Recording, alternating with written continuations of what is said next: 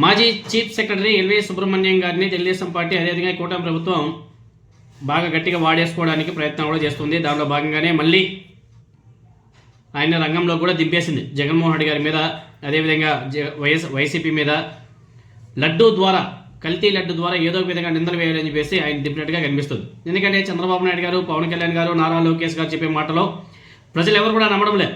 అందుకని చెప్పేసి చంద్రబాబు నాయుడు గారు ఈ మాజీ ఐఏఎస్ ఆఫీసర్లు ఎవరైతే తెలుగుదేశం పార్టీకి సపోర్ట్గా ఉన్నారో, వైసీపీకి వ్యతిరేకంగా ఉన్నారో వాళ్ళందరినీ కూడా మళ్ళీ రంగంలోకి దింపేసి ఈ లడ్డూకు సంబంధించి వైసీపీ మీద బుర్ర జల్లే కార్యక్రమం కూడా మొదలుపెట్టేశారు.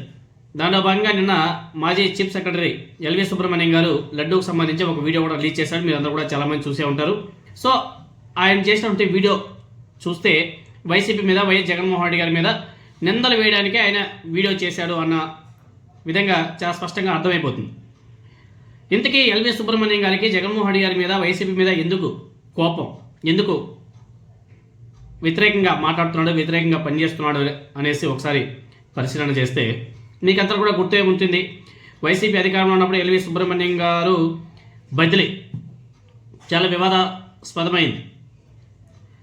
స్వచ్ఛంద పదవీ విరమణ తీసుకుంటే ఒక ఐఏఎస్ ఆఫీసర్ ప్రవీణ్ ప్రకాష్ గారు ఈ మధ్యకాలంలో ఒక ఇంటర్వ్యూలో కొన్ని కీలక వ్యాఖ్యలు కూడా చేశారు.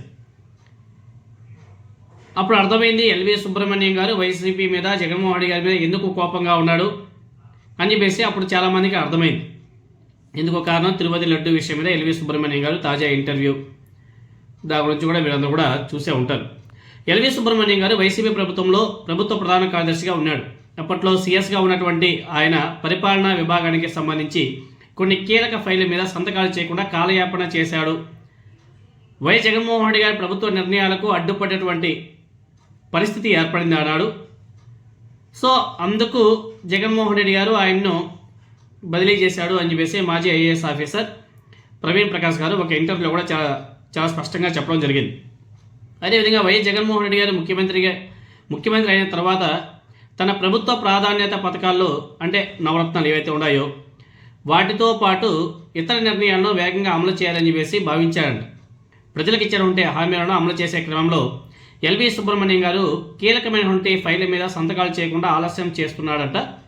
దీనివల్ల ప్రభుత్వ లక్ష్యాలు, జగన్మోహన్ రెడ్డి గారి నిర్ణయాలు దెబ్బతింటున్నాయని ఆయన భావించి ఎల్వి సుబ్రహ్మణ్యం గారిని ట్రాన్స్ఫర్ చేశాడు అనేసి ప్రవీణ్ ప్రకాష్ గారు ఒక ఇంటర్వ్యూలో చాలా స్పష్టంగా చెప్పడం కూడా జరిగింది.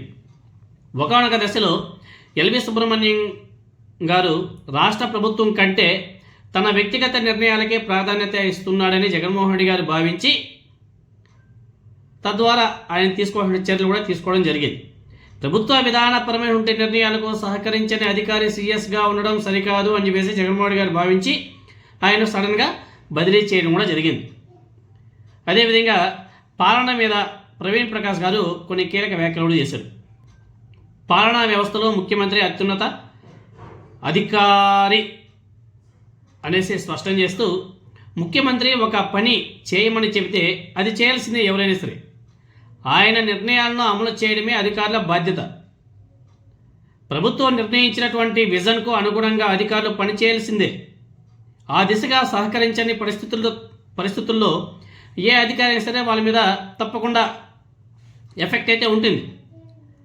వైఎస్ జగన్మోహన్ రెడ్డి గారి మీద గతంలో ఉన్నటువంటి కోపాన్ని వ్యక్తిగత వైరంగా మార్చుకొని ఇప్పుడు తెలుగుదేశం పార్టీ అనుకూల మీడియాకి ఇచ్చినటువంటి ఇంటర్వ్యూలో లడ్డూ కల్తీ జరిగింది అనేసి ఆయన మాట్లాడుతున్నాడు.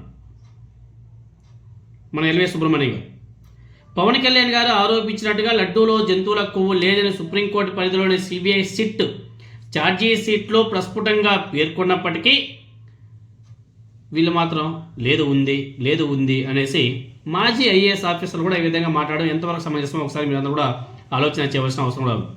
వ్యక్తిగత కోపంతో, జగన్మోహన్ రెడ్డి గారి మీద ఉన్నటువంటి కోపంతో ఆ పార్టీ మీద, ఆయన మీద పరోక్షంగా ఆరోపణలు చేయడానికి పెట్టే శ్రద్ధ కాస్త అటు కూడా తిప్పితే మంచిది అని చెప్పేసి చాలామంది సలహాలు కూడా ఇస్తున్నారు. ఎందుకంటే ఛార్జీ షీట్లో ఉన్నటువంటి మ్యాటర్ మొత్తాన్ని కూడా స్టడీ చేస్తే మొత్తం కూడా మ్యాటర్ అర్థమవుతుంది. అవేమీ అవసరం లేదు. ఏదైతే పచ్చ మీడియాలో తెలుగుదేశం పార్టీ నాయకులు మాట్లాడుతున్నారో దాన్నే ఈయన కూడా ఒక స్టాండ్గా తీసుకొని జగన్మోహన్ రెడ్డి గారి మీద వ్యక్తిగత కోపంతో ఇలా మాట్లాడడం ఎంతవరకు సమంజసం అనేసి చాలామంది ప్రశ్నిస్తున్నారు.